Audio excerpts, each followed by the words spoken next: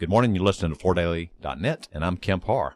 This morning, my guest is Steve Silverman, who's president and COO with Abbey Carpet and Floors. Steve, how you doing? I'm doing great, Kemp. How are you this morning? I'm good. Thanks for spending some time with me on the phone. You're in the middle of your annual convention down at the Rosen Center Hotel and Convention Center in Orlando. You're down there with your members. Let's talk a little bit about the health of your membership. Tell me how they're doing.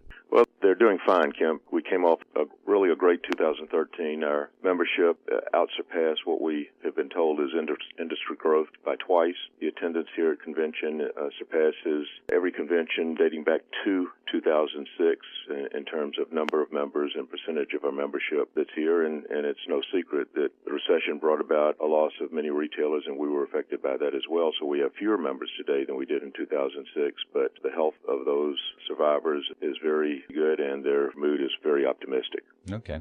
Now, most people know that Abbey Carpet and Floor is a franchise organization. Can you tell us a little bit about how many members, how many storefronts, anything like that? Sure. We have in Abbey, and of course, as most people know, we have two franchises, Abbey and Floors to Go. But in Abbey, we have about 550 members. Storefronts would be about 100 greater than that. Floors to Go, we have about 140 members with about 200 storefronts. Okay. And as this economy continues to recover and we see some fairly good statistics on the housing front, tell us what some of their biggest challenges are as they look at 14. We feel challenges today are different to some degree than prior to the recession. Mm-hmm. Of course, you have the big box retailers that are formidable competition. But in a word, technology is probably the biggest challenge retailers face today in making certain they have a up-to-date, informative website and could communicate with the consumer in this new form of reaching the consumer compared to the yellow pages or print or TV or radio. Mm-hmm. You mentioned the big boxes. Is there some things that they're doing that are helping them gain market share versus the big boxes? Yes, if you study the boxes, and the boxes are more than just Lowe's and Home Depot, mm-hmm.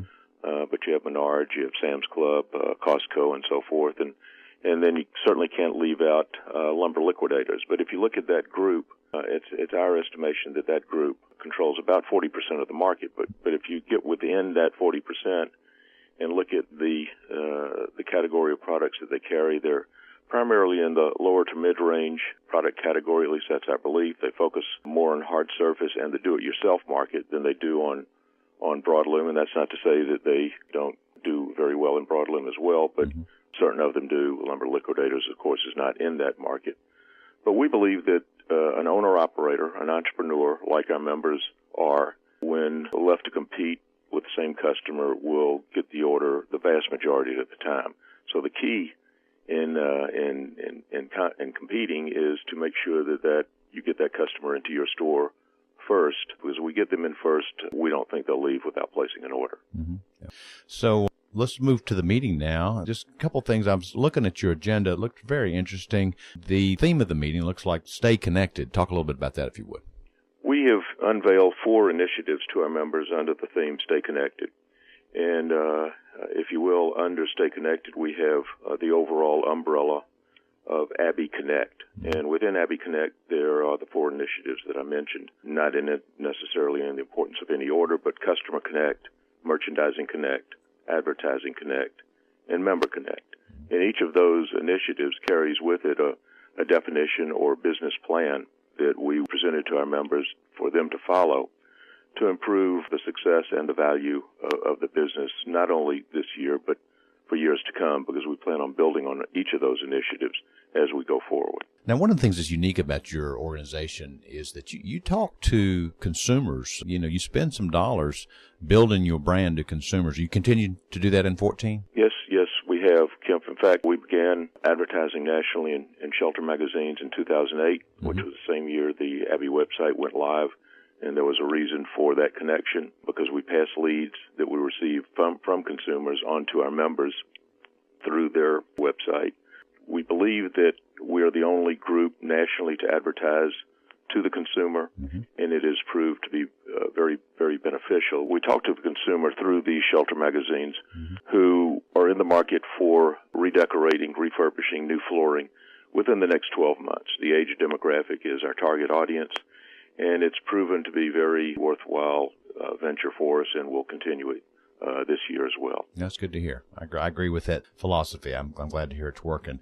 Now, I noticed your keynote speaker is Randy Merritt. He spoke yesterday, and he's the president of Shaw Industries. Can you summarize a few of his remarks? Well, first of all, let me say that Randy did an incredibly good job in his keynote address. He's excellent delivery, but more importantly, had an important message to deliver. And he keyed on 5 different points to the membership. And within each one of those points, he talked about personnel, he talked about product, he talked about presentation. But his main essence is have a goal for your business, understand your balance sheet, understand your P&L, and use by way of example some benchmarks that retailers that are of the size that the majority of our members should use to understand where their business is and how they can grow their bottom line by small increments in terms of increasing sales, increasing margins. But if you don't know what your benchmarks are, if you don't know where you are, it's hard to improve upon where you are. And the message was extremely well received. Did a great job. That sounds like Ken Jackson's messages, too. If you don't know what to measure, you don't know what to change. It sounds interesting. All right. Exactly. Yeah. So his outlook for 2014, is he feeling good about where things are headed? He is. He talked about 2013 being a good year for the industry. He talked about 2014, even though we're faced this big stumbling block of severe weather for the first quarter being a good year, being a positive year. And he went beyond 2014. He feels very optimistic about 2015 and 2016 as well. And I believe he's based his positive belief on the fact that there's a great deal of pent-up demand. Housing is improving, although still facing some headwinds. The American consumer is spending. They feel wealthier because of the stock run-up and the increased value in their homes. So he was very optimistic, as we have been and we are, about the direction of where our industry is going. Well, that's good to hear, because I know he gets some of his reads from Warren Buffett, who owns them. So, all right, so last thing, I know this is an opportunity for you to roll out some changes in your mix. If you just hit maybe a couple of the highlights of what you're doing from a product standpoint for 2014. Well, if I have the time, I'll talk to that. But I'd also like to talk about one of the most important things we feel our members need to be hooked on to or connected to going forward. But going to product first, we feel that polyester has certainly made dramatic inroads over the past few years, and will continue to make those inroads to a point. Nylon is still the preferred product in terms of what we would like to see our members sell, but our members are being presented a vast number of products, but most importantly under our private brands.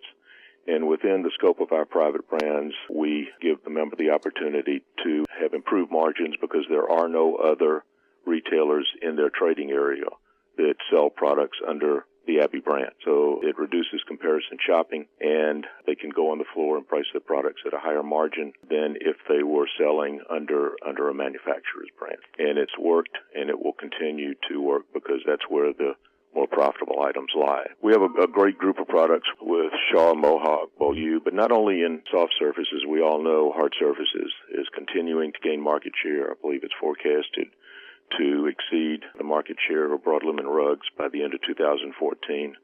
And again, we've got suppliers Mohawk, Shaw, U.S. Floors, Carndine, that have brought out some exquisite products in hardwood, LVT.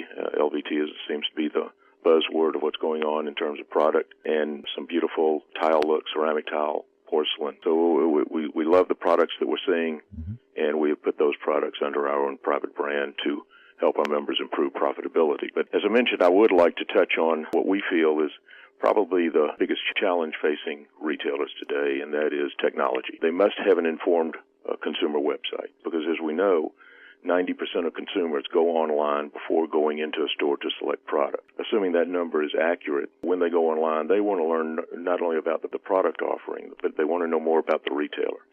So with our Abbey website, we give as many custom pages to our members as they would like. We talk about their business, and we talk about their business within their local market, because that's who they're talking to. They're talking to their consumer.